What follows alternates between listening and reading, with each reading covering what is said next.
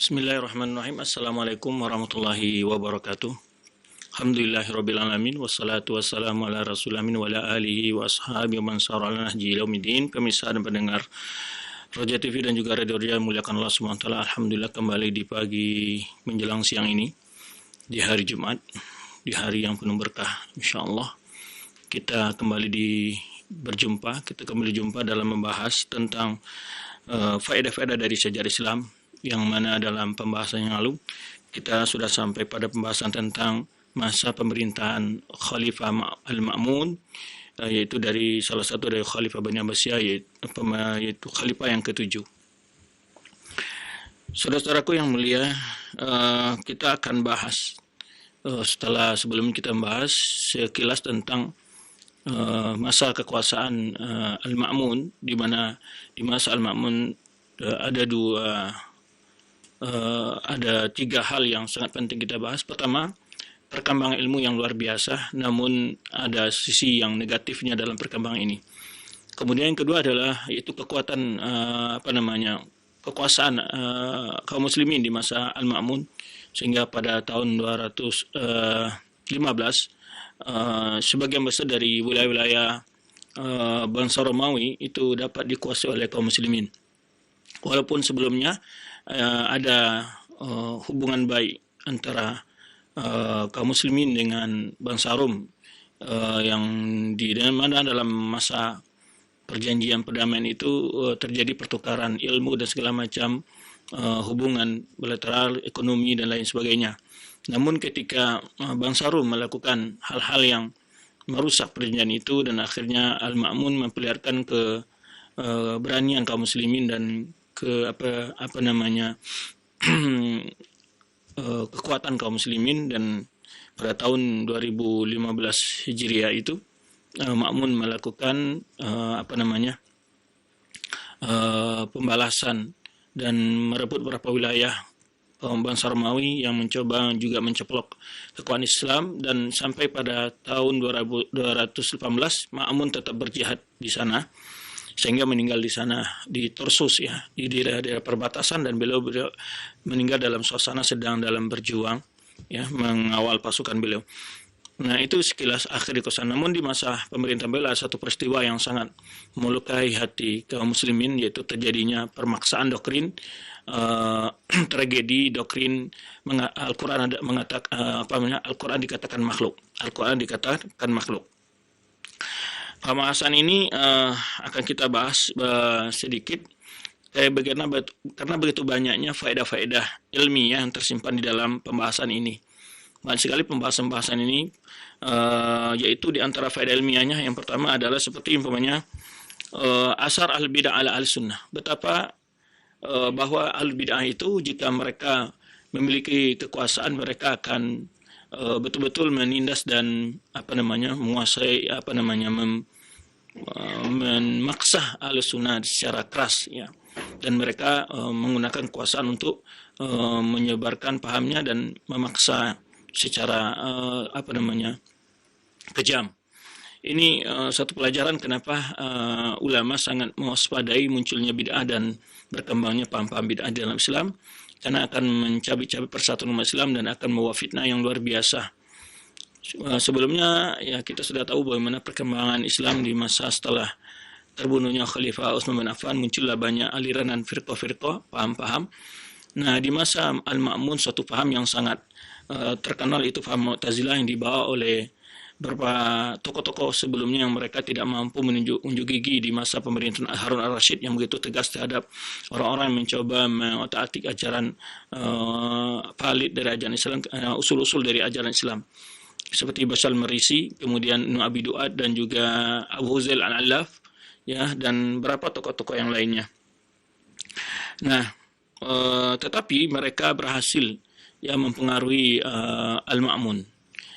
Satu pelajaran lain adalah bahwa kepintaran bukan jaminan untuk seseorang selamat dari selalu berada atas kebenaran. Jadi ini juga tadi faedah pertama kita lihat bagaimana bahayanya, nanti kalian lihat bagaimana kejamnya, ya, perang Ahlul Bidah. Makanya Syaikhul Islam Taimiyah menyebutkan bahwa betapa buruknya asar, betapa jeleknya dan betapa bahayanya atau betapa jahatnya pelakuan Ahlul Bidah terhadap Sunnah dan betapa mulianya pelakuan Ahlus Sunnah terhadap Ahlul Bidah. Kemudian juga Syaikhul Islam menyebutkan bahwa Ahlus Sunnah mereka tidak jika berbeda tidak mengatakan kafarta wa dalalta, tetapi akhta'ta, mengatakan engkau salah. Jadi ini sima Ahlus Sunnah wal Jamaah, bahwa mereka adalah orang yang disebutkan oleh Syaikhul Islam a'lamun nasi bil haqqi wa arhamun bil khalqi. Manusia yang mengetahui itu kebenaran namun juga memiliki sifat rahmah. Rahmah memiliki kasih sayang terhadap sama makhluk. Jadi itu di antara sifat Ahlus Sunnah wal Jamaah. Kemudian juga kita ambil pelajaran pengaruh dari satu pelajaran penting adalah bahwa kepintaran bukan jaminan atas kebenaran pendapat seseorang.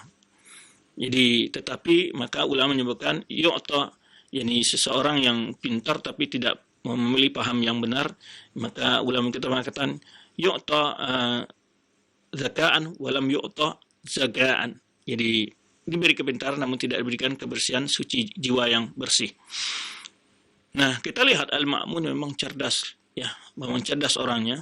Namun kecerdasan itu tidak dibarengi dengan dasar pemahaman yang benar, sehingga karena dia begitu orang sangat cerdas, terlalu pede dengan kecerdasannya, akhirnya dia membaca berbagai macam bentuk buku-buku, ya, dan dipengaruhi termasuk oleh orang-orang yang mengaruhi dia daripada tokoh-tokoh Ahlul Bidah tadi. Banyak sekali di sini pelajaran kita lihat bahwa kecerdasan itu perlu diwaspadai. Jangan terlalu kagum dengan kecerdasan, ya. Yang mana kecerdasan yang benar itu kecerdasan yang betul tunduk kepada kebenaran, tunduk kepada wahyu Allah Subhanahu wa taala. Karena hari-hari ini banyak orang merasa cerdas, ya, dengan melangkahi ayat-ayat Allah, memperolok sunnah Rasulullah sallallahu alaihi wasallam. Bukan. Jadi kemudian faedah lagi adalah bahaya seseorang, ya, ketika membaca buku-buku yang di situ penuh dengan syubhat. Nah, Al-Ma'mun sebelumnya dia adalah orang yang tumbuh di tengah-tengah Al-Sunnah dan orang tuanya juga Al-Sunnah, ya.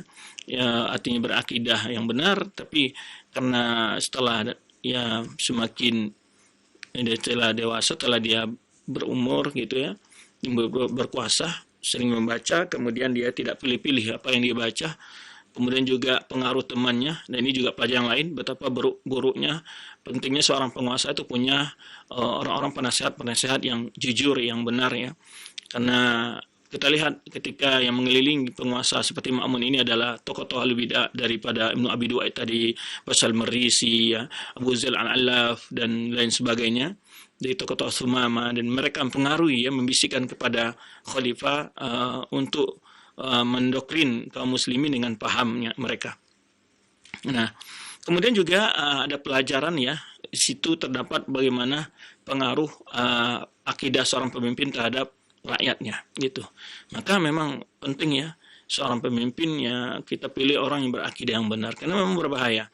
Pasti dalam kebijakan, di dalam perbuatan, di dalam program-program yang didukung oleh pemimpin tadi akan berdasarkan kepada pemahamannya terhadap agama, gitu. Ini kenyataan dalam kehidupan kita bangsa dan negara maupun di negara-negara manapun saja. Kita lihat jadi bahwa rakyatnya sering akan mengikuti pemimpinnya, dan biasanya rakyat akan mencontoh mereka tentu. Nah, bila pemimpin melakukan hal-hal yang tidak sesuai dengan Al-Quran dan Sunnah, pasti rakyatnya akan ikut melakukan, gitu. Nah, ini pentingnya pemimpin seorang yang benar akidahnya, karena pasti program-program yang lahir akan dipengaruhi oleh pemahamannya terhadap agama itu sendiri. Kemudian juga pelajaran penting ini kita akan kisahkan bagaimana perjuangan Imam Ahmad, ya, yang luar biasa. Sedikit kita sebutkan sekilas, dan masih banyak sebetulnya pelajaran-pelajaran dari kisah ini. Nanti akan kita sebutkan setelah kita menceritakan bagaimana perjuangan para ulama membela akidah Ahlussunnah wal Jamaah itu. Jadi ketika Ma'mun telah berkuasa, dia terpengaruh dengan pemikiran-pemikiran yang berdasarkan buku-buku. Karena memang di dalam kekuasaan Ma'mun ini sangat maju sekali gerakan terjemahan. Tetapi orang-orang yang ahli filsafat mengambil kesempatan di sini juga menerjemahkan paham-paham yang dari buku-buku filsafat. Nah, ini juga kita lihat, ya, perkembangan pemahaman agama di negara kita juga dipengaruhi oleh hal yang sama sebetulnya. Ketika banyak dari generasi-generasi muda Islam yang tidak punya pondasi yang kuat, belajar ke barat dan pulang ke negara ini dengan pemahaman yang aneh, dan mereka tidak mengetahui tentang bagaimana pendapat-pendapat ulama yang telah menjelaskan bagaimana maksud dari ayat Al-Quran hadis Nabi, tapi mereka justru mengukur kebenaran pemahaman itu dengan penafsiran dari orientalis dan seterusnya. Di sisi lain juga dapat pelajaran bagi kita tentang pentingnya gerakan terjemah. Jadi kita lihat bagaimana ya sakofah ilmu itu pindah dengan gerakan pengaruh oleh bahasa itu sendiri gitu. Maka bagi anak-anak muda yang pintar bahasa Arab dan terutama teman-teman yang keluaran dari fakultas Islam yang dari Timur Tengah ya, hendaknya punya, kalau tidak mampu menulis minimal dia harus punya gerakan terjemah lah. Jadi diterjemah fatwa-fatwa ulama, buku-buku kecil para ulama ya, buku-buku yang nasihat-nasihat yang penting, baik hal yang berkaitan dengan akidah maupun dengan ibadah, itu sangat penting diterjemahkan. Ya, alhamdulillah sekarang kita lihat banyak muncul buku terjemahan, tentu perlu juga kita waspadai ya terjemah-terjemah yang tidak valid ataupun yang kurang teliti. Nah, ini juga perlu dipahami. Alhamdulillah sekarang ini, maka ini juga penting. Ya, juga penting kita harus memasyarakatkan, memasarkan paham Ahlussunnah itu dengan sangat masif gitu artinya. Dalam berbagai hal, baik ceramah, melalui media-media sosial, melalui terjemahan kitab dan seterusnya. Sebenarnya juga para orang-orang yang membawa paham yang menyimpang, paham-paham yang menyelisih paham Ahlussunnah Jamaah juga mereka gerakan mereka begitu masif juga ya dalam menerjemah dan bagi gerakan mereka. Maka jangan sampai kita kalah juga ya dalam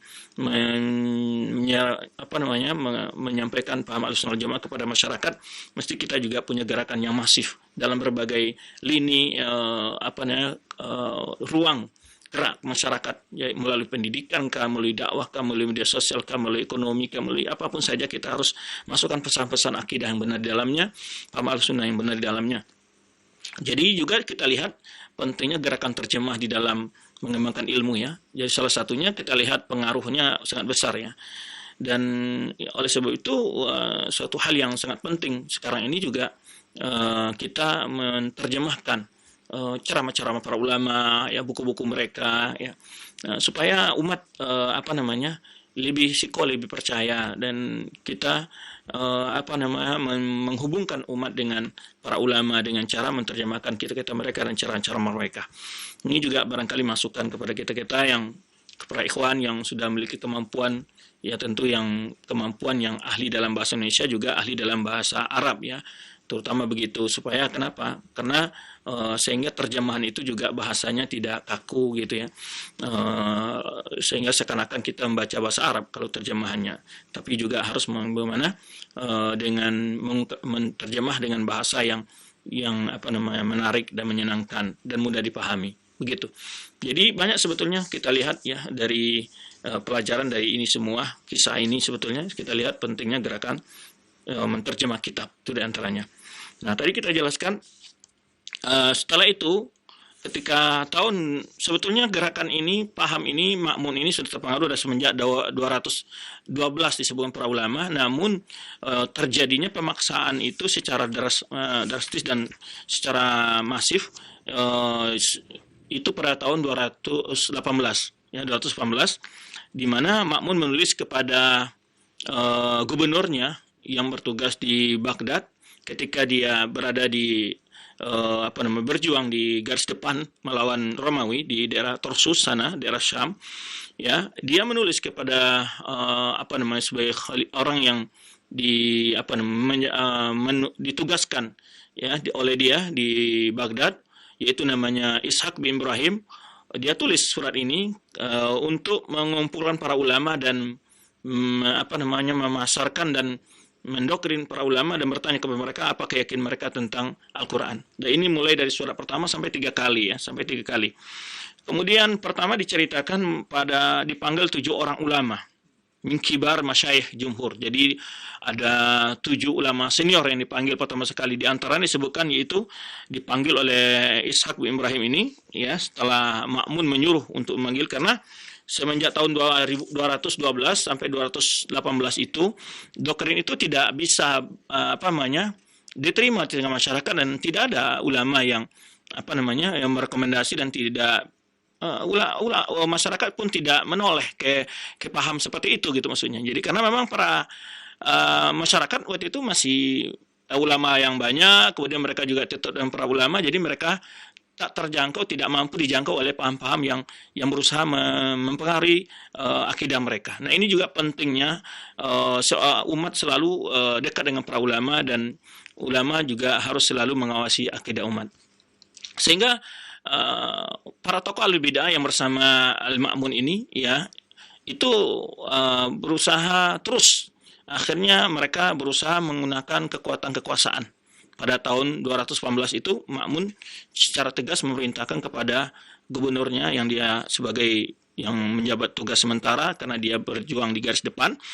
Nah, itu namanya Ishaq bin Ibrahim. Nah, pertama dikumpulkan oleh dia 7 orang ulama senior, yaitu diantaranya Muhammad Ibnu Sa'ad ya, Khatib al-Waqidi, kemudian Yahya bin Ma'in, kita tahu Yahya bin Ma'in ya, ulama yang masyhur, dan Abu Khaisam Zuhair bin Harb juga ulama hadis, ulama besar ya, di antara gurunya Imam Bukhari, wa Ahmad bin Ibrahim ad-Dawraqi ya.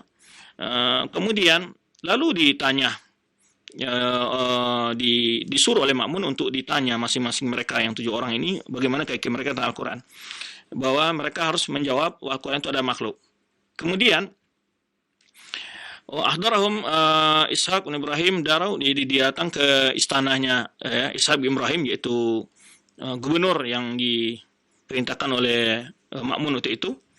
Kemudian hadirlah para ulama-ulama dan para fuqaha dari ahli hadis ya. Kemudian mereka ada yang takut untuk dihukum ya, dibunuh. Akhirnya mereka ada yang bertauriah. Artinya tauriah ini dengan menjawab dengan cara diplomatis.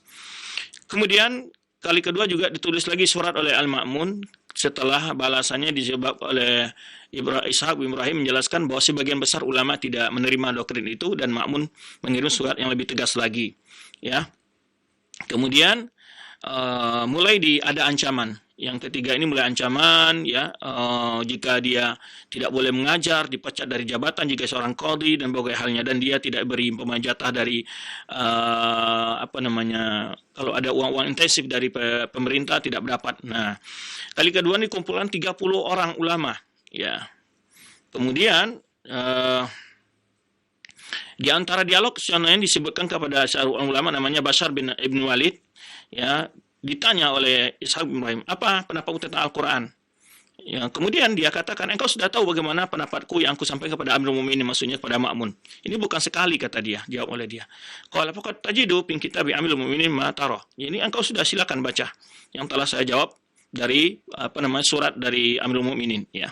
Aqul Al-Quran kalamu. Saya mengatakan Al-Quran itu kalam Allah. Lalu dibalas oleh Ishaq ini, lam as'alka an hada ahwa makhluhu. Yang saya tanya adalah apakah dia makhluk atau bukan? Allah, lalu dia jawab oleh Allah khaliqu kulli syai', Allah yang pencipta segala sesuatu. Qala amal Quran syai', lalu dijawab oleh Ishaq ini, debat gitu, diskusi, apakah Quran itu sesuatu? Qala huwa syai', qala fa makhluq huwa, qala laysa bi makhluq, bi khaliq. Apakah dia makhluk? Lalu jawab oleh dia Bashar bin Walid ini, dia bukan pencipta. Qala alaysa la, dia dijawab dengan cara berbalik ya, diplomatis dan dengan membolak-balik pertanyaannya Ishaq ini, sehingga Ishaq membalik lagi bertanya, as'aluka an hadha makhluk huwa, kemudian jawab qala ma ahsana ghairi ma qult, aku ma uhsin ghaira ma qult laka. Jadi katanya saya tidak akan jawab selain daripada apa yang telah saya jawab kepadamu, kata ulama ini. Kemudian dikata lagi Ali bin Abi Muqatil ya, wahai Ali, bagaimana pendapatmu? Qad sami'ta kalami li Amirul Mukminin fi hadha ghair mar. Juga dijawab yang sama. Sudah sering kau dengar bagaimana pendapatku tentang pendapat Amirul Mukminin tentang hal masalah ini. Saya sudah jawab ya. Kemudian ditanya, engkau kami yakini Al-Quran itu makhluk? Ya. Qala alam sa'alukan hadha. Yani Al-Quran kalamullah. Dia jawab Al-Quran itu kalam Allah. Ya, kemudian sama seperti yang pertama tadi. Kemudian dijawab juga oleh Abi Hasan Az-Zayyadi, Al-Quran makhluk. Ditanya lagi seorang ulama namanya Abi Hasan Az-Zayyadi, apakah engkau mengatakan Al-Quran itu makhluk? Dijawab oleh ulama ini, Al-Quran kalamullah. Wallahu khaliqu kulli syai'. Allah pencipta segala sesuatu. Selain Allah adalah makhluk. Wa Amirul Mukminin imamna, lalu disebutkan, ditegaskan oleh dia bahwa Amirul Mukminin adalah pemimpin kami ya. Wa bisabihi sami'na, kami kami taat dan patuh, tetapi dalam hal ini maksudnya secara ringkas dia tidak mau taat dalam hal yang menentang pendapat yang berbeda dengan apa yang dijelaskan dalam Quran Sunnah Rasulullah SAW. Baik. Wa qasama lam nasma wa alima ma lam na'lam. Ya dia kami mendengar dari dia apa yang tidak pernah kami dengar dari orang para ulama, dan kami tahu dari dia menyampaikan suatu pendapat, ini maksud dari Ma'mun, yang kami tidak pernah menerima pendapat seperti itu dari para ulama, ya. Kemudian disebutkan oleh dia hak-hak seorang amir di sini. Allah telah mengangkatnya sebagai pemimpin dan dia dia berhak memimpin dalam kekuasaan ini, dan kami taat dalam perkara hal-hal yang ma'ruf, ya, melaksanakan haji, salat, ya, membayarkan zakat, dan kami berjihad bersamanya, dan kami berpendapat dia seorang pemimpin, ya, imamatahu imamatan wa in ta'amara jika dia memerintah kami akan taat, jika melarang kami akan berhenti. Al-Quran makhluk fa'ada ilahi. Lalu ditanya lagi, diulang lagi oleh Ibrahim, oleh Ishak ini, apakah Al-Quran itu makhluk? Fa'ada ilahi Hasan maqalatu. Diulang lagi jawabannya, ya, saya sudah jelaskan bahwa saya tidak sependapat dengan pendapat al-mu'minin, ya. Wala ya'muru biha. Lalu ditanya oleh Hasan ini, qad takunu maqala amirul mu'minin wala ya'muru biha. Boleh jadi amirul mu'minin pendapat sesuatu tapi tidak memaksa orang lain untuk sependapat dengannya. Ya, wala yad'uhum ilaiha, dan juga tidak mengajak mereka untuk mendapat seperti itu. Wa in akhbartani anna mu'min amaraka an aqula qultu ma amartani bi fa innaka thiqah. Jadi kalau memang ini perintah al-mu'minin menyuruh saya mengatakan itu, jadi dia ingin berhujah ini, ya, bahwa ini kan paksaan namanya. Ya, itu pendapat saya disuruh, berarti kan dia yang bertanggung jawab atas perintahnya dia. Kalau memang menyuruhkan aku untuk mengatakan demikian, saya siap mengatakan, gitu maksudnya. Jadi kamu yang bertanggung jawab tentang hal ini. Fa innaka thiqa al-ma'mun alaihi fima abalagtani anhu min syai'in. Jadi aku percaya bahwa apa yang kau sampaikan dari amul ini itu, aku percaya bahwa engkau adalah menyampaikan yang benar. Fa in abalagtani anhu bi syai'in sirtu ilaihi. Jika memang engkau menyampaikan suatu pesan yang memang diperintahkan mukminin kepadamu, saya akan laksanakan, ya. Qala ma amarni an abalaka syai'an. Tapi yang Ishak ini juga jujur juga, dia mengatakan, saya tidak diperintahkan untuk mengatakan pada suatu padamu, yakni kemudian disebutkan oleh Hasan ini satu hujah bahwa dilarangnya memaksakan sebuah paham kepada orang lain dalam perbedaan-perbedaan. Lalu disebutkan yakunu qawluhu ka ikhtilaf ashabi Rasulullah fil fara'id wal mawaris wa lam yahmilu an-nas 'alaiha. Jadi boleh jadi pendapat al-mu'min itu adalah seperti perbedaan para sahabat, kata ulama ini, sebenarnya perbedaan dalam masalah waris, faraid dan lain yang tidak memaksa manusia untuk menerimanya. Jadi ini dia ingin berhujah maka ini suatu hal yang wajib, ya, suatu hal yang wajib ditaati, atau ini bagian dari sebuah ijtihad yang seseorang boleh menolak dan tidak menerimanya. Nah, ini kisah yang bagaimana pendoktrinan itu pada ulama, ya, ulama dipaksa untuk menerima pendapat seperti itu, ya. Nah, kemudian selanjutnya, ya, berlanjutlah kali ketiganya, banyak ulama yang sudah ditangkap, ditahan, ya, bahkan sampai nanti akan kita ceritakan, tetapi banyak ulama yang tidak kuat menanggung sisaan itu. Di antara mereka ada yang menjawab secara diplomatis atau disebut dengan tauriyah. Sebenarnya kita contohkan Yahya bin Ma'in dan lain para ulama lainnya, yaitu mereka berkilah dengan cara halus untuk karena tidak kuat, ya, melihat siksaan daripada yang dilakukan oleh para petugas-petugas yang diperintahkan. Nah, di sini dijelaskan bahwa pertama kita berat melihat bagaimana kejadian ini suatu hal yang sangat tragedi, bagaimana tidak, ya, dia persoalan bukan masalah yang gampang, tapi masalah akidah. Itu yang pertama. Dan itu merupakan suatu prinsip yang sangat inti di dalam Islam. Itu Al-Quran itu adalah kalamullah ghairu makhluk. Nah, kemudian bahayanya lagi adalah semua pejabat-pejabat negara sudah dipengaruhi, dan itu doktrin itu menjadi ketika orang Mu'tazilah ini mampu mempengaruhi pejabat, seperti yang saya sebutkan tadi, tokoh-tokoh Mu'tazilah, Bashar Merisi, yang mana dibantah oleh Imam Darimi ini, Bashar Merisi ini dengan sebuah kitabnya. Kemudian juga Ahmad bin Abi Duat, ini tokoh-tokoh mereka, ya. di mana masanya bukan singkat. Masa fitnah ini berlangsung selama 3 pejabat negara, Ma'mun, Mu'tasim, Al-Wasik. Jadi memang masanya panjang sekali. Makanya peristiwa ini suatu peristiwa yang sangat tragedi bagi ulama, dan ulama sering membahas masalah ini yang mengambil berbanyak pelajaran dari kisah ini. Karena begitu berat ya. Kesabaran Imam Ahmad juga di sini menjadi suatu ibrah yang luar biasa, menjadi momen yang yang selalu diingat-ingat oleh para ulama. Kemudian bahwa fitnah ini umum bagi para ulama Ahlussunnah saat itu. Ya, umum ya. Bukan hanya sekadar Imam Ahmad saja, tetapi jumlah sangat besar sekali para ulama yang menerima dari siksaan dan juga ancaman. Ya, fitnah yang syamilah. Di video disebut fitnah syamilah, fitnah yang umum ya, bagi ulama diuji, baik yang kecil maupun besar disebutkan sini, atau orang awam maupun alim, semuanya ditanya tentang itu. Ya, jika mereka menjawab, dia selamat, kalau tidak dia ditangkap. Kemudian satu hal yang sangat penting juga kita lihat bagaimana kekokohan Imam Ahmad dalam prinsip mempertahankan walau dia sendirian. Ini juga yang menjadi sangat dikenang oleh para ulama. Perjuangan Imam Ahmad di sini nanti akan kita jelaskan ya. Dan ya, adapun ulama-ulama lain terpaksa menjawab dengan secara ketakut atau terpaksa mereka menjawab ya, dalam arti mereka menjawab itu dengan alasan keterpaksaan ya. Tetapi Imam Ahmad ya tetap dengan prinsipnya dengan segala risiko yang dihadapi. Nanti akan kita bayangkan bagaimana Imam Ahmad melalui menerima siksaan dalam mempertahankan pendapat ini. Baik, kemudian ya, dan tadi kita sebutkan di antara juga Yahya bin Ma'in, ada Nu'aim bin Muhammad ya, ini sudah ulama-ulama yang guru-guru Imam Bukhari yang kita tahu kan. Ya, kemudian ya di antara ulama yang mati dalam tahanan itu disebutkan ya, Muhammad bin Nuh, ini juga teman Imam Ahmad yang berdua saja sebenarnya yang waktu itu sangat tegas menolak doktrin itu, yang lain itu terpaksa mereka berdiplomasi untuk menyelamatkan diri mereka. Nah, ada lagi Buti namanya, Al-Buaiti dan Muhammad Nuh, wa Nu'aim Muhammad. Ini mereka ini meninggal dalam tahanan ya, bersama Imam Ahmad. Baik. Kemudian tapi Imam Ahmad dengan segala siksaan dan ancaman, beliau tetap bertahan ya. Baik, di sini akan kita lihat sedikit ya. Maka oleh sebab itu berkatalah Imam Muzani, murid dari Imam Syafi'i, mengatakan, asamallahu ummah bi Abi Bakar yaumar riddah.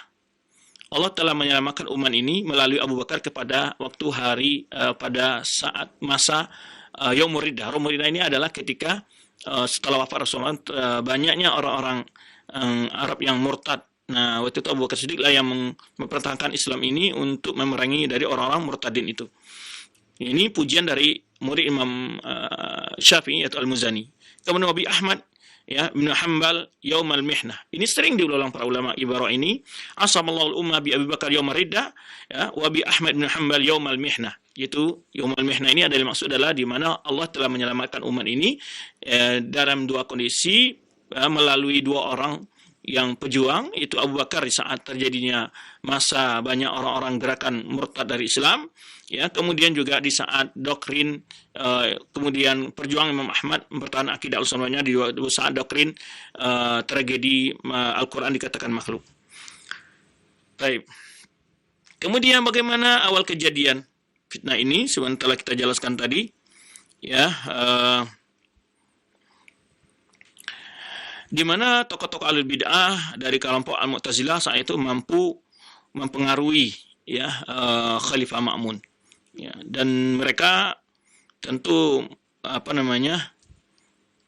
dari awal sudah punya langkah-langkah yang jelas, di antara menerjemahkan buku-buku filsafat ke dalam bahasa Arab dan menyebarkannya ya di tengah kaum muslimin ya. Kemudian secara diam-diam mereka mampu masuk ke mendekati penguasa ya, yaitu Ma'mun. Kemudian tetapi di sebetulnya mereka ini pada waktu kekuasaan dari Harun ar-Rasyid, ayah dari Al-Ma'mun ini, mereka nggak mampu muncul ya, ketika di mana Harun ar-Rasyid pernah mengejar Ahmad bin Abu Du'ad ini ya, dan juga Abu Huzail Al-Alaf, wa Sumama bin Ashris, ini Sumama itu tokoh-tokoh mereka. Kemudian tetapi ketika Ma'mun ini ya mereka berhasil. Memang ketika Ma'mun juga kita sebutkan tadi dia secara pribadi juga pintar, kemudian juga dia terlalu banyak mengkonsumsi ya, membaca buku-buku yang diterjemahkan dari bahasa Latin itu, dari bahasa Yunani ke dalam bahasa Arab, dan itu buku-buku yang penuh dengan banyak syubhat-syubhat al-filsafat. Kemudian didukung dengan pengaruh dari tokoh-tokoh Mu'tazilah ini. Kemudian pertama, Ma'mun tidak pernah mendoktrinkan akidah ini kepada rakyatnya, kepada para ulama. Tetapi kenapa? Dia takut nanti akan jadi gejolak yang besar dari masyarakat. Ya. Tetapi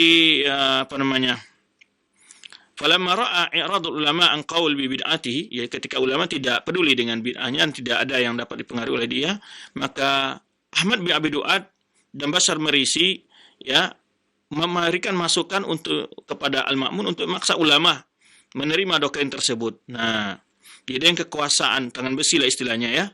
Kemudian dengan ancaman-ancaman ya.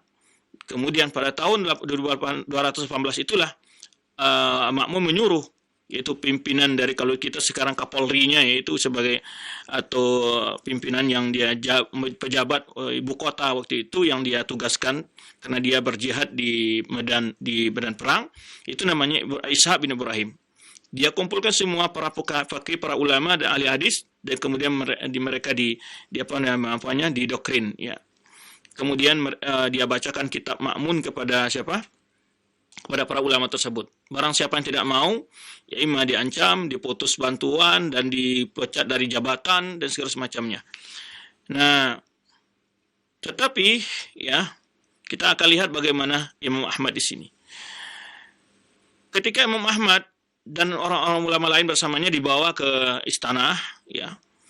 Kemudian Ishaq bin Ibrahim ini qaid syurta memaksakan bertanya kepada para ulama dan kepada Imam Ahmad itu, ya, dengan ancaman-ancaman. Kemudian ketika Imam Ahmad melihat banyak ulama-ulama yang menjawab secara diplomasi saja untuk menyelamatkan diri mereka atau dengan toria, padahal sebelumnya Imam Ahmad adalah seorang tokoh yang sangat lembut, namun ketika melihat kondisi ini Imam Ahmad menjadi seekor singa ya, menjadi seperti singa berani ya, dan dia bela kebenaran waktu itu. Maka Imam Ahmad ya secara tegas menolak doktrin itu di hadapan Ishaq bin Ibrahim.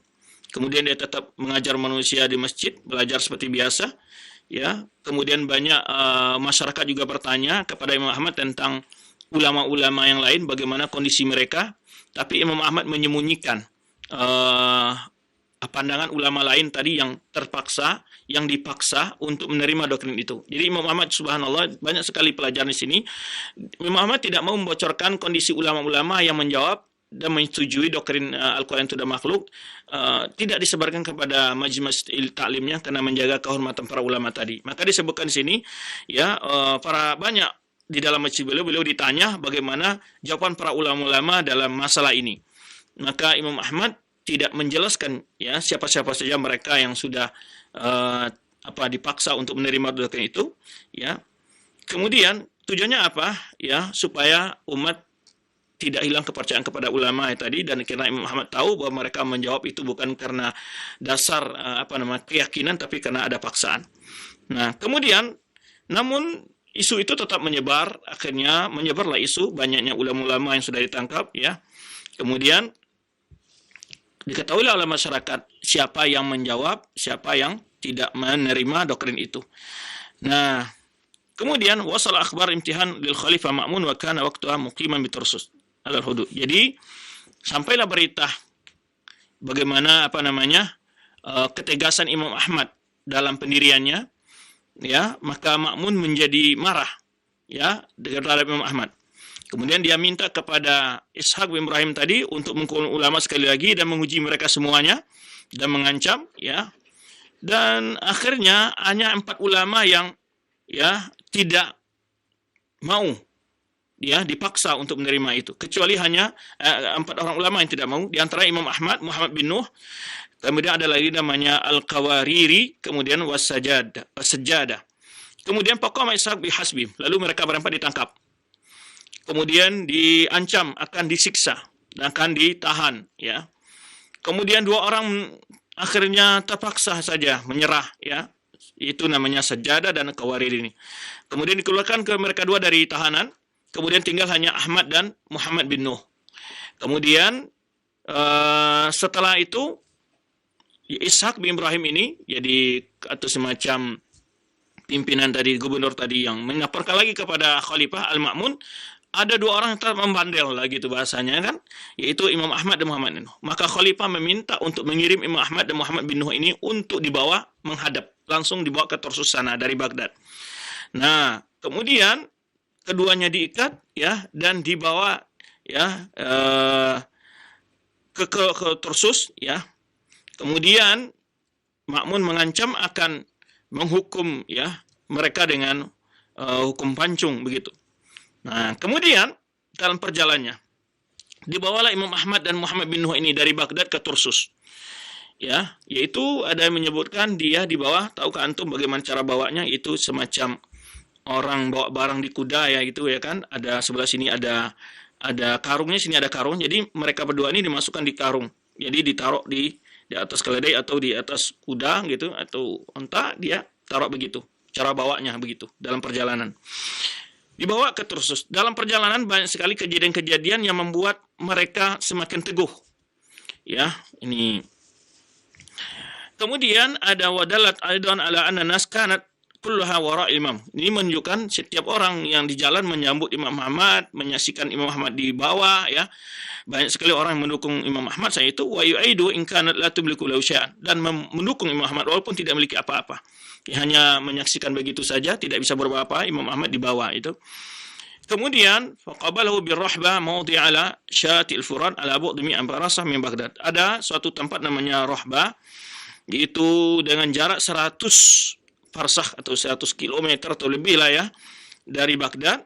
Seseorang, orang awam dari kaum muslimin yang kerjanya ya'mal fi ghazil suf wasyi'r, yaitu kerjanya adalah mengolah, yaitu apa namanya, mengolah wol. Kemudian dia datang menemui Imam Ahmad secara khusus, ya, dari lembah Irak untuk menyampaikan suatu ungkapan kepada Imam Ahmad dalam perjalanannya itu, ya Ahmad, iyaqtulka al-hakum mutta syahidan atau mitta syahidan. Wahai Ahmad, jika engkau sampai dibunuh, engkau akan mati syahid. Wa in ishtah hamidan, jika engkau hidup, engkau akan hidup dalam keadaan terpuji. Wa ma 'alaika an tuqtal hahuna wa tadkhul jannah. Ya. Tidak ada masalahnya engkau kena mati dibunuh dan engkau akan masuk surga. Ya, maka faqawiya qalbi Imam Ahmad, ya, qalbi Imam Ahmad bihadil kalimah. Jadi kalimat itu membuat Imam Ahmad semakin mengokohkan ala dukungan gitu, ya, semangat semakin kokoh gitu, ya, semangat Imam Ahmad untuk mempertahankan akidahnya. Kemudian summa fatara istirahat rakib. Kemudian dalam perjalanan menuju Tarsus ini istirahat lagi dalam sebuah perjalanan namanya panjang, ya. Kemudian ada satu tempat namanya Khan. Imam Ahmad ditemui oleh seorang temannya yang sudah lama, namanya Abu Ja'far Al-Ambari, ya. Dan dia sengaja menyeberangi sungai Tigris, ya, Frat, untuk bertemu Imam Ahmad sebelum dia menghadap sampai ke Tarsus. Jadi ini orang-orang, ya, coba lihat dukungan itu datang, ya, ini contoh cuplikan saja, datang dari seorang sahabatnya yang jauh sengaja menemui Imam Ahmad. Falam ra'a Imam Ahmad qala lahu, setelah Imam Ahmad melihatnya, ya Abu Ja'far, ta'annaita, jadi wahai Muhammad, kenapa engkau bersusah-susah, ya, melakukan perjalanan, ya. Jadi ta'annaita nafsa masyaqatas safar, engkau suka melakukan perjalanan suka jauh, capek segala macam, dan menyeberangi ini sungai lagi gitu, ya. Faqalahu Abu Ja'far. Lalu Abu Ja'far sahabatnya berkata, kita lihat, ya ikhwan, ya. Karena dia mendengar, ya, tentu sudah sampailah berita, ya, bahwa Imam Ahmad ditangkap, mau dibawa ke Tarsus dan dihukum oleh Al-Ma'mun. Kemudian ya hada antal yaum ra'sun. Kata sahabatnya ini, wahai sahabatku, kamu hari ini adalah kepala, maksudnya adalah Ra'sun itu artinya apa, masa kitanya engkau hari ini adalah orang yang menjadi panutan, ya. Wa nasyaqtadu nabika, engkau akan menjadi panutan manusia. Dan jika engkau menerima mengatakan engkau itu makhluk, semua orang akan mengatakan nanti demikian. Jika engkau tidak menerima dan engkau mempertahankan, ya, sesungguhnya orang manusia lain akan ikut mengikuti apa yang engkau katakan. Kemudian, wa ma hadza fa inna rajul in lam yaqtulka, jika dia tidak membunuhmu, ya, jika engkau tidak dibunuh oleh Ma'mun, engkau juga akan mati, ya. Labudda minal maut, mati itu pasti, ya.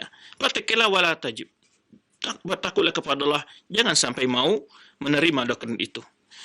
Kemudian Imam Ahmad menangis, ya. Wa yaqulu masya Allah, yani Imam Ahmad dinasihati oleh temannya, masya Allah.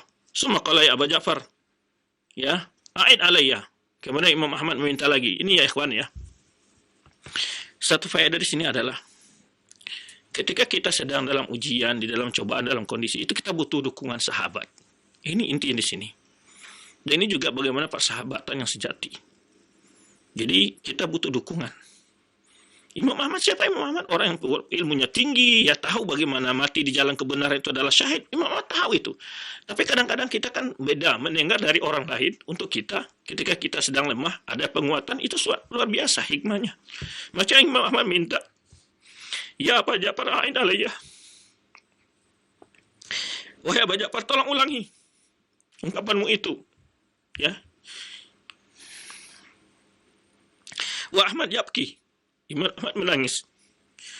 Wa yaqulu masya Allah. Setelah diulang lagi oleh sahabatnya, dia katakan masya Allah. Kita kalau lihat kalimat yang diungkapkan oleh siapa namanya, Abu Ja'far, kemudian orang awam tadi juga tidak ada istimewanya, kalimat yang biasa, ya, kematian itu di tangan Allah, yang wajib memperjuangkan kebenaran itu satu hal yang sangat istimewa, pahalanya dia mendapat surga Allah, sabar dalam kematian mempertahankan kebenaran, aku mendapat surga, kan kalimatnya biasa.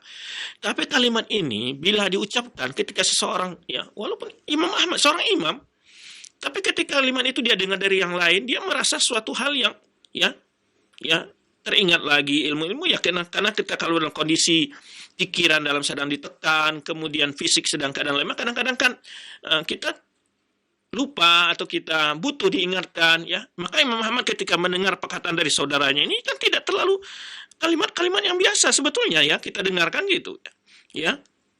Jika engkau tidak mati karena ini, engkau juga akan mati, gitu kan, gitu. Kalimat yang biasa. Maka takutlah kepada Allah, jangan sampai engkau menerima doktrin ini, kata sahabatnya ini. Padahal kalimatnya begitu, ya. Tapi ini suatu hikmah, ya kawan. Pentingnya dukungan dari para sahabat ketika kita sedang lemah. Dan begitu juga seorang sahabat hendaknya mendukung sahabatnya ketika dia sedang keadaan lemah. Kemudian di sepanjang perjalanan Imam Ahmad bertahajud, salat di tengah malam, dan berdoa kepada Allah Subhanahu wa taala agar, ya, Allah yaral Ma'mun. Jadi dia berharap tidak melihat Ma'mun, tidak berjumpa dengan Ma'mun. Itulah dia berdoa, ya, berdoa di dalam perjalanannya, ya, di malam hari dia kena istirahat, beliau salat tahajud dan berdoa jangan sampai Allah mempertemukannya dengan Ma'mun, atau jangan sampai dia melihat Ma'mun. Wala yastami' ma'ahu abadan, jangan sampai ketemu sama sekali. Dan itu doanya, ya, berulang-ulang, diulang-ulang, ya. Maka pada bulan Rajab 218 Hijriah, ya, sebelum Imam Ahmad dan sahabatnya Muhammad bin Nuh itu sampai ke Tarsus, meninggallah Ma'mun, khalifah meninggal, ya, bila maridin au ta'bin, tidak ada sebab, tidak karena sakit, juga tidak karena kelelahan, ya. Nah, ini, ya, faraha dhahiyata sahmin min sihamil lail. Ini adalah bagaimana doanya Muhammad tadi, dari dia tidak berjumpa dengan Ma'mun. Karena Ma'mun sebenarnya kita katakan dia sudah sampai kepada gubernurnya tadi, bahwa seandainya Imam Ahmad sampai ke tempat dia akan melakukan hukum secara langsung kepada Imam Ahmad. Nah, kemudian itu selesai antara Imam Ahmad dengan Ma'mun, karena Ma'mun meninggal, tidak jadi dihukum berarti. Nah, kemudian setelah dalam perjalanan itu, ya, akhirnya Imam Ahmad dipindahkan ke tahanan bersama sahabatnya Muhammad bin Nuh, ya. Dan juga diazab tentu di masa Mu'tasim, ya, karena Mu'tasim setelah itu menjadi khalifah dalam Mu'tasim, saudara daripada Ma'mun. Dan Ma'mun telah menekankan kepada Mu'tasim untuk melanjutkan doktrin ini gitu kepada masyarakat, memaksakan. Nah, akhirnya Imam Ahmad dan Muhammad bin Nuh ini ditangkap, ditahan, dan selalu setiap hari hampir disiksa. Akhirnya meninggallah Muhammad bin Nuh dalam tahanan. Baik. Kemudian jadi Ma'mun Al-Mu'tasim sekarang walaupun dia tidak sebagai seorang orang yang begitu dalam ilmunya, tetapi dia karena loyalitasnya kepada saudaranya yang telah memberikan pesan itu, dia terpaksa melakukan hal itu, ya. Kemudian setelah itu Al-Mu'tasim membuat membuat keputusan untuk mengembalikan Imam Ahmad ke Baghdad, kembali ke Baghdad, dan ditahan di Baghdad. Tangannya diikat dan kakinya diikat, ya. Hatta ana usiba bimarad syadid. Kemudian Imam Ahmad sakit parah di bulan Ramadan. Kemudian dipindahkan kepada tahanan yang lebih luas, ya, bersama manusia tahanan yang lainnya. Beliau tinggal dalam tahanan ini selama 3 bulan. Ya.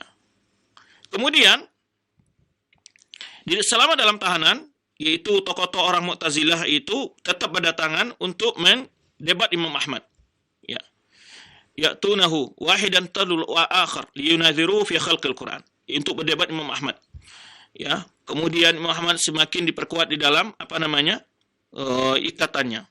Setelah berapa hari, ya, wa kanu fi syahr Ramadan bada fusul munadhara alaniyah. Setelah melalui tahanan, sekarang akan diadakan debat secara terbuka antara Imam Ahmad dengan tokoh-tokoh Mu'tazilah, yang itu dihadiri oleh Khalifah Al-Mu'tasim. Baik, kita bisa bayangkan, ya, yang mana debat dihadiri satu orang saja oleh Imam Ahmad, yang selainnya adalah tokoh-tokoh dari semua orang-orang yang pendukung pendapat tentang Al-Quran itu ada makhluk, ya. Dan penuh dengan tokoh-tokoh al-bidah itu, dan juga para menterinya, para pejabat-pejabat, ya, juga, ya, kalau di kitanya adalah bagian tahanannya, polisinya, segalanya, ya. Kemudian wabada ma'u kalam huwa Mu'tasim nafsu. Pertama yang bicara kepada dia adalah Mu'tasim, bertanya kepada Imam Ahmad, ya. Dia mencoba mempengaruhi Imam Ahmad, summa amara ulama bid'ah. Kemudian setelah itu para tokoh-tokoh al-bid'ah, ya, Al-Mu'tazilah mendebat dia.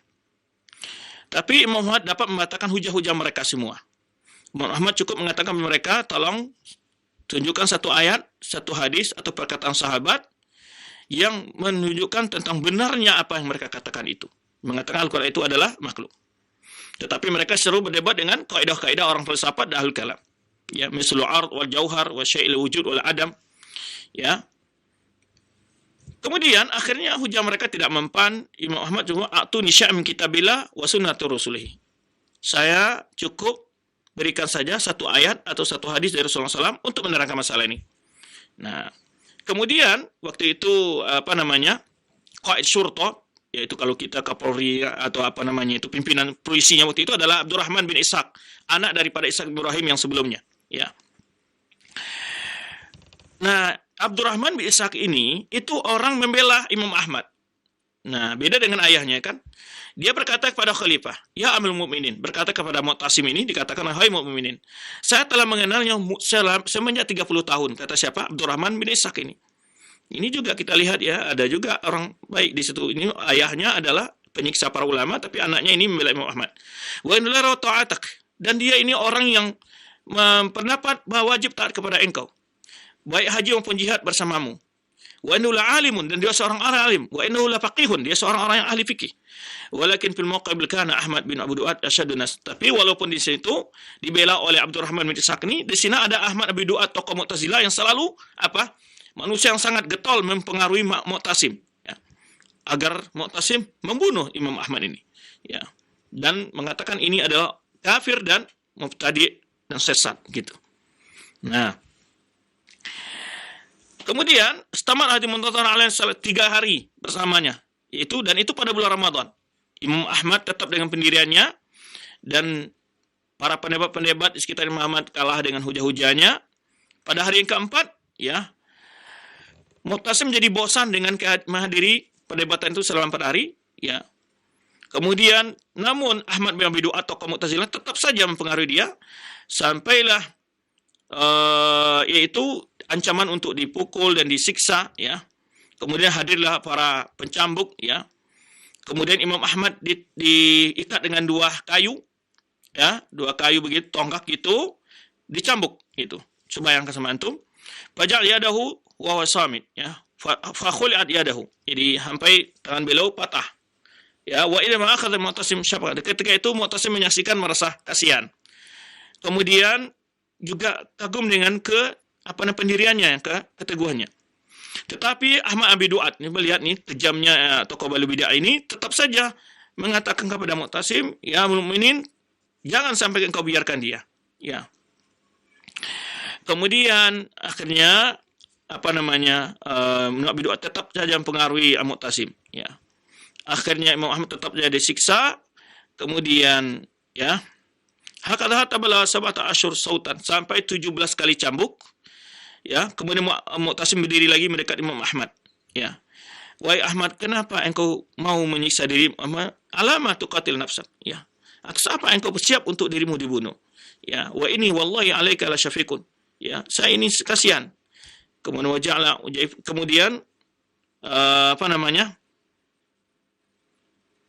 dia katakan pengawalnya mengatakan taglibu haula kulluhum, dikatakan dari Muhammad oleh orang ini, apakah engkau ingin mengalahkan orang semua ini? Ya, kemudian walika imamu khalifah ala rasika, taatilah, sekarang khalifah di hadapanmu, berdiri, ya, berpanas-panas itu maksudnya, wahai mukminin. Ada yang mengatakan, wahai mukminin, saya tanggung jawab darahnya, silakan uktulhu, bunuh dia. Wa ja'alu yaqulun ya mukminin anta sha'im. Kemudian juga dikatakan, ini coba bagaimana? Ini juga kita lihat, ya, tokoh Al-Bidah ini, mereka Al-Bidah ini bagaimana mendorong supaya Mu'tasim membunuh Imam Ahmad. Dipujilah, engkau sedang orang yang puasa hari ini, ya, dan engkau berdiri tengah matahari lagi. Wahai hak ya Ahmad, ma taqulu? Fa yuji Muhammad kulli sumutin wa sabatin. Wahai Ahmad, Mu'tasim bertanya lagi, wahai Ahmad, bagaimana pendapatmu? Apa jawabanmu? Imam Ahmad tetap menjawab dengan pendirian yang tegar. Atuni syai'an min kitabillah aw sunnati Rasulillah aqulu bihi. Kata Imam Ahmad, sampaikan kepada saya 1 ayat saja atau sunnah Rasulullah SAW bahwa Al-Quran itu ada makhluk, saya akan terima. Kemudian tetap Mu'tasim menyuruh lagi, disiksa lagi. Coba bayangkan sama antum. Summa qalu Mu'tasim watan ukhra ajibni ila syai'in fi adna farajin. Jadi tolong berikan satu jawaban yang aku bisa menghentikan sisa ini darimu, gitu loh. Maka Imam Ahmad tetap tidak mau. Ya, fa akhadhu fi durbihi hatta ughmi alaihi. Imam Ahmad tetap disiksa sampai Imam Ahmad pingsan. Ya, sekian banyaknya siksaan pada dia. Kemudian sampai luka-luka punggungnya. Coba yang semantum, ya. Ini maksudnya apa, ya ikhwan? Kita belajar ini adalah kesabaran ulama dalam mempertahankan kebenaran. Ya, sementara ulama-ulama lain tadi kita sudah jelaskan, mereka terpaksa menyelamatkan diri dengan bentuk terpaksa dengan cara diplomasi, gitu. Kemudian, ya, setelah itu Mu'tasim melihat kekuatan pendirian Muhammad ini dan begitu kokohnya pendirian, di akhir dia dilepaskan. Ya, setelah Imam Ahmad mau dilepaskan oleh Mu'tasim ini, dipanggil semua anaknya, keluarganya, ya, untuk menyaksikan bahwa Imam Ahmad badannya nggak apa-apa, gitu, salimul badan, tidak rusak, gitu maksudnya. Ya, kenapa dia panggil Mu'tasim melakukan hal itu? Karena Mu'tasim takut akan terjadi sauratun nas, terjadi terjadinya demonstrasi, kalau bahasa kita terjadinya orang secara warna-warna menuntut Mu'tasim atas disiksanya Imam Ahmad, ya. Jika terjadi bagaimana Imam Ahmad mendapatkan satu hal yang tidak pantas, akhirnya dia juga takut. Akhirnya dia panggil dari kerabatnya, ya. Kemudian walaupun Imam Mu'tasim kita tahu dia seorang yang sangat berani dan sangat, ya, tegas juga, tetapi dia ketika ini takutnya Imam Ahmad, dia takut juga ketika Imam Ahmad nanti keluar, kemudian dia sampai isu ke masyarakat bahwa dia disaksa dengan semacamnya, mungkin akan bergejolak masyarakat. Nah, tetapi di sini satu pelajaran adalah kekuatan kebenaran membuat dia takut juga. Nah, kemudian setelah itu Imam Ahmad kembali ke rumahnya. Setelah selama 2 tahun 4 bulan lah beliau siksa dalam tahanan, yaitu 28 bulan. 28 bulan ya. Berarti apa? Yaitu 2 tahun 4 bulan, ya. Dari tahun 218 sampai 221 Hijriah. 218 Hijriah sampai 221 Hijriah itu beliau berada dalam tahanan dan disiksa hampir setiap hari. Nah, kemudian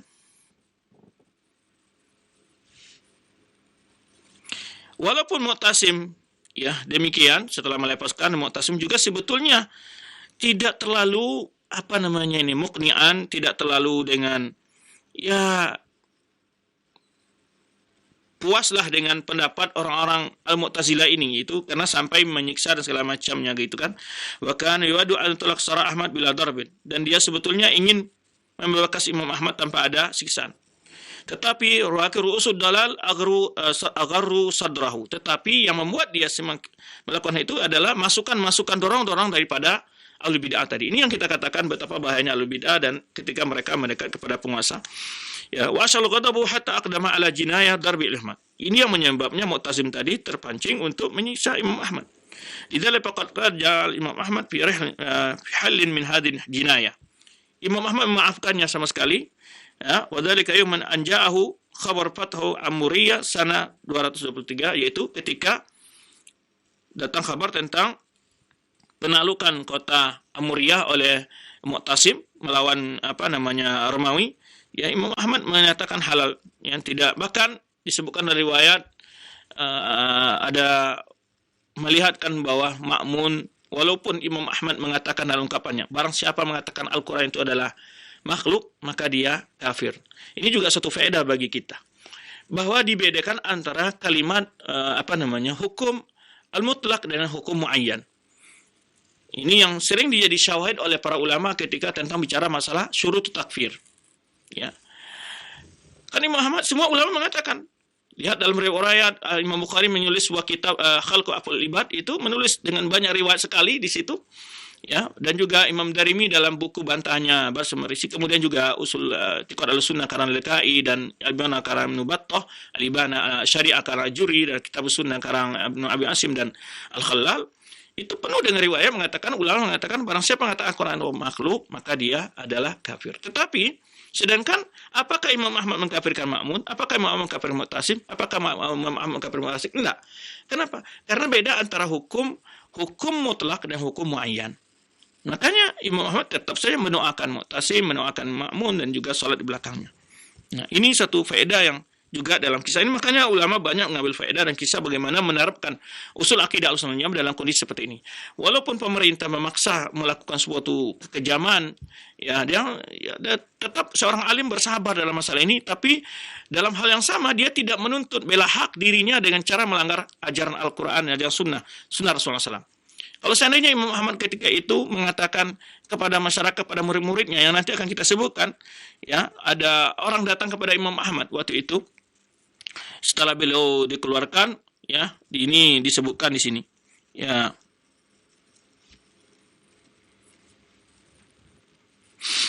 Zalla Imam Ahmad pada khuruj min Sidil Mu'tasim yu'alij. Jadi Imam Ahmad setelah keluar dari tahanan itu dia berobat di rumah sendiri, ya. Kemudian sudah mulai menghadiri Jumat dan jamaah salat di masjid. Kemudian meninggallah Mu'tasim. Kemudian menjadi khalifah setelah itu Al-Wasik, ya. Nah, kemudian juga Al-Wasik juga hidup dalam perkembangan fitnah ini Mu'tazilah, ya. Kemudian ya dan juga dekat dan juga dipengaruhi oleh para tokoh-tokoh Al-Mu'tazilah tadi, Ibnu Abi Du'ad. Kemudian Al-Wasik juga sama, ya. Memaksakan doktrin ini, disuruh anak-anak di TPA belajar demikian, wajib nas alaiha, ya. Kemudian memberikan kebebasan pada tokoh Ahlul Bid'ah untuk menyebarkan bid'ahnya mereka, ya. Ya, menyuruh para guru-guru, para pengajar-pengajar TK segala macam untuk menyebarkan akidah ini, doktrin itu Al-Quran dalam makhluk. Bahkan Ibnu Abi Du'ad, ya, ketika ada tawanan perang kaum muslimin mau dibebaskan dari bangsa Rum gitu, ya mereka tanya, kalau engkau mengatakan Al-Quran makhluk, engkau bebas, engkau ditebus, kalau tidak enggak ditebus. Nah, coba bayangkan, ya. Kemudian ketika di masa Al-Wasik ini yaitu semakin terjadi bid'ah itu semakin menyebar, ya. Ini balagal amru bin nasi zarwatahu. Jadi balagal amru bin nasi zarwatahu. Jadi masalah sudah begitu kompleks, maka orang Mu'tazilah ini semakin memaksakan doktrinnya kepada masyarakat sehingga berkumpul majmu'atun min ahli Baghdad. Jadi ada tokoh-tokoh ahli Baghdad yang dipimpin oleh Ahmad bin Nasr al-Khuzai. Nah, ini yang orang yang datang menemui Imam Ahmad untuk boleh mengkudeta kekuasaan Al-Wasik. Nah, ini sebagai saksi bagi kita, bukti bahwa bagaimana Imam Ahmad menerapkan dua kaidah Ahlussunnah wal Jamaah di sini, tidak boleh taat kepada hal yang maksiat kepada pemimpin, dalam hal sama juga tidak boleh memberontak kepada pemimpin. Jadi orang ini, para masyarakat Baghdad ini berkumpul datang yang dipimpin oleh Ahmad bin Nasr al-Khuzai, ya, ala tahdil lil khuruj ala hukm al-khalifah al-Wasik al-Abasi, yaitu bersatu kompak untuk ingin mengkudeta khalifah saat itu. Wa khala'ahu min al-khilafah, untuk dia diturunkan dari kekuasaannya. Wa dhahaba nafar minhum ilal Imam Ahmad listutaihi. Nah, diutuslah sebagian mereka untuk bertanya kepada Imam Ahmad meminta fatwa fil khuruj, dalam hal menjatuhkan kekuasaannya. Ya, lalu dijelaskan pada Imam Ahmad, wa'addu lahu masawil wasik wa jaraimahu wa bid'ahu. Dijelaskan kepada Ahmad berbagai bentuk penyimpangan-penyimpangannya, kezalimannya, kekejamannya. Falam yuwafiq Imam Ahmad ala dzalik. Imam Ahmad enggak membolehkan mereka untuk melakukan perlawanan, penentangan dengan kekuasaan, menjatuhkan kekuasaan, merebut kekuasaan, ya. Muhammad tidak membolehkan kudeta. Wa mana'ahum, dan melarang mereka. Wa nadharahum fil qadiyah, bahkan Imam Ahmad menjelaskan, mendebat mereka dalam masalah itu. Wa amarahum bis sabar, bahkan Imam Ahmad menyuruh mereka untuk sabar. Wa dzalika min fiqhi wa wara'i wa dinil Imam Ahmad. Ini salah satu menunjukkan bagaimana kefakihan beliau, wara'nya beliau, dan begitu teguhnya keyakinan beliau dalam memegang sunnah Rasulullah sallallahu alaihi wasallam. Ini yang selalu yang teringat oleh para ulama. Beliau sudah mengalami penyiksaan yang luar biasa. Ya, dan 3 masa. Ma'mun, Mu'tasim, Al-Wasik.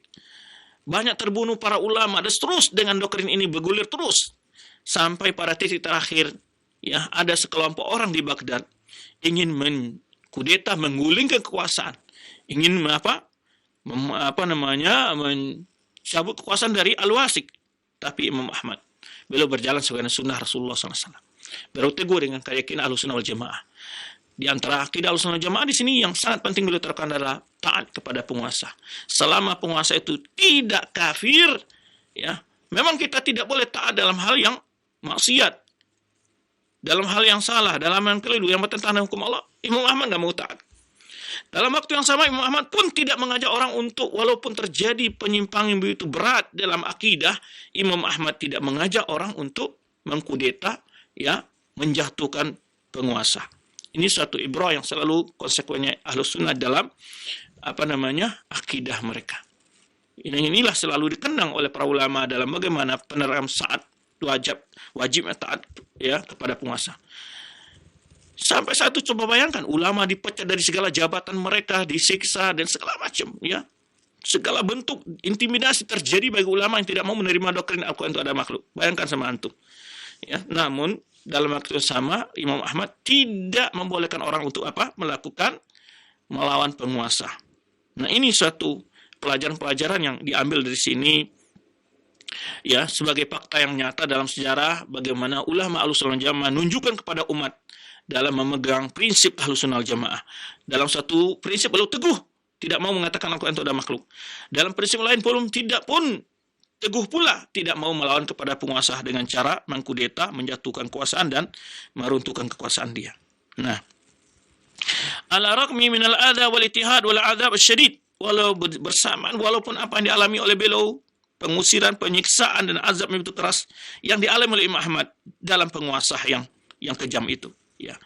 Walatul kharaja alai Imam Ahmad ma lamahu ahad. Seandainya Imam Ahmad saat itu, ya, mengizinkan, bolehkan orang untuk mengkudeta, berdemon, menjatuhkan penguasa itu, mungkin orang sudah tidak ada yang menyalahkan Imam Ahmad. Karena memang faktanya ulama banyak yang disisa, bahkan ada yang dibunuh, kemudian Imam Ahmad sendiri mengalami penyiksaan yang luar biasa, ya, intimidasi, ya.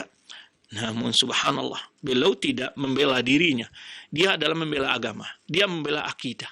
Kalau beliau membela diri beliau, mungkin beliau akan katakan, yaudah, bunuh saja Al-Wasik. Jatuhkan dia. Ganti pemimpin dan segala macam. Ila qad adraka anal mafasid mutarba ala khuruj a'zam wa akbar min wasih al-mutawaqqa'a min wara'i isqatihim. Karena Imam Ahmad benar-benar tahu bahwa kehancuran kerusakan yang muncul setelah terjadinya penggulingan kekuasaan akan jauh lebih dahsyat daripada kebaikan yang kemungkinan akan dicapai di belakang itu. Ya. Waladhi yuqi'u Muhammad qad waqa'a fi'il walaqad fashalat hakatul Khuzai wa raha fiha. Tetapi atas kesabaran Imam Ahmad ini, kesabaran prinsip beliau dalam memegang prinsip Ahlus-Sunnah Jamaah, Allah tegakkan kebenaran di masa Al-Mutawakkil. Ya. Kemudian ala raqmi min dawri alladhi la'ibahu Muhammad fi iqna'il katsir min adam al-khuruj al-wasik. Bagaimana Imam Ahmad berjuang dengan maksimal untuk melarang orang tidak melakukan pemberontakan terhadap khalifah. Ya. Tetapi itu balasan itu kan kalau seandainya penguasa-penguasa kan mestinya dia bersayang kepada Imam Ahmad karena melarang orang untuk mengkudeta dia tetapi dalam hal yang sama Imam Ahmad pun mengalami hal-hal yang perlakuan yang buruk dari Al-Wasik, ya. Haitu amara bi naf'ihi min Baghdad. Apa balasan Al-Wasik yang dia khalifah itu, yang mau dikudeta oleh orang-orang, mau diruntuhkan kekuasaan oleh orang, yang dilarang oleh Imam Ahmad orang-orang untuk melarang orang-orang itu untuk melakukan tujuan mereka, keinginan mereka. Tapi Imam Ahmad justru mendapat perlakuan yang tidak baik dari Al-Wasik khalifah itu. Beliau diusir dari Baghdad. Ya. Dia diutus kepada Imam Ahmad, ya, untuk menyampaikan la istama'anna ilaika ahadun. Tidak boleh ada orang datang belajar ke Imam Ahmad. Wala tusakini bi ardin. Jangan boleh engkau tinggal di tempat kota aku tinggal di situ. Ini kata Wasik. Wala madinatan ana fiha, atau kota yang aku ada. Tidak engkau tinggal di suatu daerah atau kota yang aku ada di situ. Kamu harus beda kota dengan saya, itu bahasanya. Ini kata Al-Wasik kepada Imam Ahmad. Maka Imam Ahmad keluar dari rumahnya. Waqtaba abidari ahli talamizi, bersembunyi di salah seorang rumah muridnya berapa hari, kemudian pindah lagi tempat yang lain. Maka fi iddatu syuhur, beliau dalam kondisi ini berapa bulan, ya, sampai berhenti pencarian terhadap Imam Ahmad. Sumataha ila makan akhar, kemudian pindah lagi ke makan tempat yang lain, ya, wa dhalla hakadha la yastati'u ay yakhruja ila shalah, sampai Imam Ahmad tidak bisa keluar untuk sholat berjamaah. Kenapa? Dicari. Ya, kalau ketemu akan dibawa, ya, ditangkap, dibunuh, nggak tahu, ya kan. Maka setelah ultimatum diberikan oleh Khalifah Al-Wasik tadi, jangan ada orang yang datang menemui seorang pun. Jangan engkau tinggal di kota yang aku dari sana. Maka Imam Ahmad keluar dengan sembunyi-sembunyi sampai Imam Ahmad tidak bisa melaksanakan sholat berjamaah. Wala ila majlisin ilmin wa tahdisin, dan juga tidak bisa mengajar, ya, menyampaikan ilmu dan hadis. Sampai meninggal Al-Wasik Khalifah Al-Abbasi pada tahun 231 Hijriah. Fakharajal imam linnas. Kemudian setelah itu baru kembali Imam Ahmad normal lagi mengajar, yang menyampaikan hadis. Ya, wa dzalika al-muwakkil alladhi wala ba'da Wasik kana ala madzhab al-sunnah. Karena al-mutawakkil yang menjadi khalifah setelah Al-Wasik itu adalah berakidah Ahlussunnah wal Jamaah. Wa qad amara bi raf'il bid'ah, ya, wa idhar sunnah. Dilarang, ya, menyebarkan bid'ah dan untuk menegakkan sunnah. Wa in lam yaslam imam min fitnah ayyam mutawakkil walakinha kan fitnatul bisyara. Ya, walaupun di awal pemerintahnya Al-Mutawakkil ini ada ujian juga dalam Imam Ahmad, ya. Ya. Kenapa ujian yang berat diberikan kepada Al-Mutawakkil ini apa? Bukan siksaan. Bentuk apa? Al-Mutawakkil mengirim harta pemberian yang begitu banyak untuk Imam Ahmad. Ya, wal amwal wa ataya jazilah. Pemberian harta yang begitu banyak untuk uang, ya, dengan tujuan untuk melembutkan Imam Ahmad, ya, agar tinggal di kota Samura dan meninggalkan Baghdad, ya, dan meminta kepada Imam Ahmad untuk mengajar anaknya secara khusus, Al-Mu'taz. Jadi Al-Mutawakkil punya anak namanya Al-Mu'taz. Dia ingin minta Imam Ahmad untuk menjadi guru anaknya secara khusus. Itu Al-Mu'taz, anaknya Mutawakkil, ya. Walakin Imam rafadha dzalika bisyiddatin, tapi Imam Ahmad enggak mau. Wa ana bisa bihadzal la rafad mu'anatan syadidah. Yani dia mengalami juga, ya, tantangan yang berat ketika dia menolak keinginan dari mutawakkil ini. Jadi kalau sebelumnya ujian dengan bentuk hal yang buruk, kalau ini sekarang ujian dengan bentuk yang menggiurkan gitu ya. Tapi Imam Ahmad subhanallah, jadi akhlak kewaraan beliau, keikhlasan beliau ya suatu pelajaran bagi kita ya. Maka ya sungguh luar biasa bagaimana beliau mempertahankannya. Karena itulah orang-orang memuji Imam Ahmad qabla ahdatsil fitnah wal mihna falamma ra'au sabatahu wa sumudahu wahdahu amama hukumatil bid'ah. Manusia melihat bagaimana keteguhan Ahmad ya. Jadi berkatalah para ulama dalam memuji Imam Ahmad ini ya. Di antaranya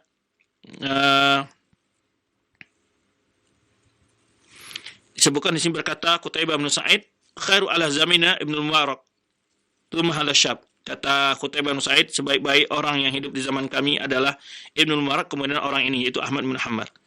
Wa idza ra'aita rajulan yuhibbu Ahmad fa'lam annahu sahibu sunnah. Kata Qutaibah bin Sa'id, ya, jika engkau melihat ada seseorang ya cinta kepada Imam, maka tahuilah bahwa itu adalah seorang ahli sunnah. Walau adraka asra Tsauri wa Auza'i wa Lais lakana huwa muqaddam alaihim. Seandainya hidup di masa Tsauri, Imam Auza'i dan Lais, sungguh dia akan lebih dihulukan dari mereka semua. Maksudnya lebih senior, lebih berilmu. Wa qala aidan laula Tsauri lama tarwara. Kalau bukan karena Tsauri sungguh kehilanglah kewaraan. Walaula Ahmad la ahdatsu fid din, ya. Ahmad Imam Dunya. Ini perkataan dari Qutaibah bin Sa'id. Ya, kalau bukan Ahmad sungguh akan hilang agama ini, yaitu ketika ada doktrin yang dipaksakan kepada masyarakat dan tidak adanya ulama yang siap untuk menanggung risiko, hanya Imam Ahmad saja. Ahmad Imam Dunya, Ahmad adalah imam ahli dunia gitu. Berkata Imam Syafi'i. Apa kata Imam Syafi'i? Kharajtu min Baghdad fama khalaftu biha rajulan afdan wala a'lam wala afqa wala atqa min Ahmad bin Hanbal. Sedangkan Imam Ahmad ini muridnya Imam Syafi'i. Aku tidak meninggalkan di Baghdad seseorang yang lebih afdal, yang lebih berilmu, yang lebih faqih, yang lebih bertakwa daripada Ahmad bin Hanbal. Wa huwa afdal indi min Sa'id bin Jubair. Saya lebih melihat dia lebih afdal, lebih mulia di sisiku daripada dibanding dengan Sa'id bin Jubair di zamannya. Lianna Sa'idan kana lahu nudhara. Karena Sa'id bin Jubair dia punya pembela-pembela, sedangkan Imam Ahmad hanya sendiri. Berkata Ibnu Khuzaimah, rahimallahu Ahmad bin Hanbal. Semoga Allah merahmati Imam Ahmad bin Hanbal. Ya, anid dunya makana asbarahu. Ya, betapa sabarnya dia. Wa bil madina makana asbahu. Dia sangat mencontoh para ulama-ulama lalu. Babi salih makana alhaqu. Ya, sangat tepat dengan orang-orang saleh. Ya, urad lahu dunya fa abaha wa bid'a fa nafaha. Dia ditawarkan dunia, nah itu dia tolak. Dia dan bid'ah dia ingkari. Berkata Bashar al-Hafi, ya. Qama Ahmad maqam al-anbiya. Kata Bashar al-Hafi menyebutkan memuji ini, Ahmad itu telah menaikkan suatu tugas para nabi. Ahmad indana imtahana bisarra wa dharra. Imam Ahmad diuji dengan hal yang baik dan juga hal yang buruk. Fakana fihima mu'tasiman billah. Dalam kedua kondisi itu dia orang tetap berpegang teguh dengan istiqomah dengan agama Allah. Nah, inilah kisah sekilas tentang kisah terjadinya fitnah doktrin mengatakan Quran itu adalah makhluk. Sungguh dalam kisah ini banyak ibrah kita ambil bagaimana ya cobaannya dalam para ulama-ulama dalam pertahanan akidah, dan juga pengaruh tadi sudah disebutkan sebagaimana pengaruh pemimpin terhadap akidah seorang pemimpin terhadap rakyat ya. Kemudian tidak boleh taat kepada penguasa dalam hal bermaksiat kepada Allah. Dalam hal yang kondisi yang sama juga Imam Ahmad tetap taat kepada penguasa walaupun ya penguasa itu melakukan sebuah kesalahan yang sangat fatal dalam masalah akidah. Kemudian juga menunjukkan betapa bahayanya ilmu-ilmu filsafat ya. Ini adalah tahzir dari Nabi SAW. Tatabana sana mangkana kaum hadratul qudza biqudza. Sungguh kalian akan mengikuti budaya-budaya masyarakat sebelumnya sejengkal demi sedekal. Ini adalah tahzir Nabi SAW agar waspada dengan ilmu-ilmu yang diwarisi dari ilmu filsafat dan segala macamnya. Maksud di sini ada ilmu filsafat yang berkenaan dengan akidah. Karena kata-kata filsafat kadang-kadang digunakan juga untuk ilmu-ilmu yang berkenaan dengan ilmu kesehatan dan lainnya. Kemudian itu yang dapat kita bahas ya. Terima kasih atas kebersamaan kali ini karena kita membahas materi terlalu panjang untuk tidak ada pertanyaan. Ya, terima kasih banyak atas perhatian kebersamaannya. Ada satu ungkapan Ma'mun di sini yang sangat terkesan adalah masalah yang kecil akan menjadi soal itu yang besar apabila dalam mentaruhkan kedudukan. Masalah yang besar apa menjadi kecil kalau itu bukan karena didatangkan oleh kedudukan. Maka kita lihat sekarang banyak bid'ah-bid'ah, Banyak persoalan-persoalan yang intim, umpamanya masyarakat yang tidak sholat, masyarakat yang tidak berpuasa tidak dipersoalkan. Tapi ketika ada masalah-masalah yang kecil-kecil dijadi persoalan di hal yang sangat dibesar-besarkan. Karena apa? Menandakan ekstensi, ya, wujud suatu jamaah, wujud suatu ormas, ya, mereka terpaksa menunjukkan ekstensi mereka, membela kekhasan mereka itu. Nah, ini satu pelajaran sebutkan juga oleh Ma'mun, ya, karena kalau masalah-masalah yang kecil itu kalau dilandasi oleh mempertahankan kekuasaan itu akan berpengaruh besar, ya, terjadinya fitnah. Demikian, wallahu a'lam bishawab. Subhanakallahumma bihamdika asyhadu an la ilaha illa anta astaghfiruka wa atubu ilaik. Wassalamualaikum warahmatullahi wabarakatuh.